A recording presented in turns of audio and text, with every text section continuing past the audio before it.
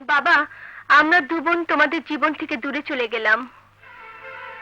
24 ঘন্টার মধ্যে যদি মাকে তোমার ঘরে না নিয়ে আসো, তাহলে আমরা চিরদিনের জন্য পৃথিবীর বুক থেকে হারিয়ে যাব। এটি তোমাদের হতভাগী মেয়ে। আত্মহত্যা করবে? আত্মহত্যা?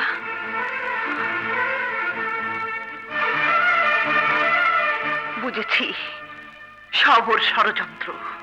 বুঝেছি, সব বুঝেছি।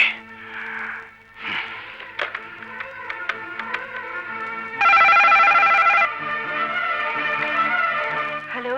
হ্যালো, শাকিল বলছি।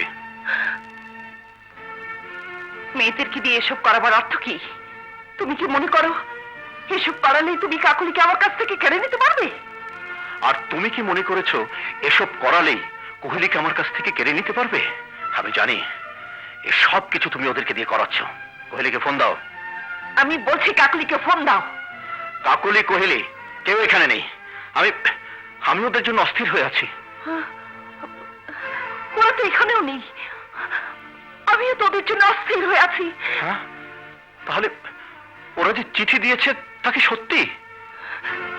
কি চিঠি দিয়েছে? 24 ঘন্টার মধ্যে তোমাকে বাড়িতে না নিয়ে এলে ওরা আত্মহত্যা করবে।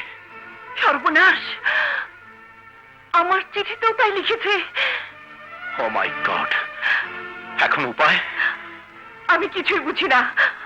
আমার মেয়েদের যদি কিছু হয় তাহলে তাহলে তোমাকে আমি কিছুতেই ক্ষমা করব না। কিছুতেই না, কিছুতেই না। আর আমিও বলছি, তোমার কারণে যদি আমার মেয়েদের কিছু হয় তাহলে তোমাকে আমি ক্ষমা করব না।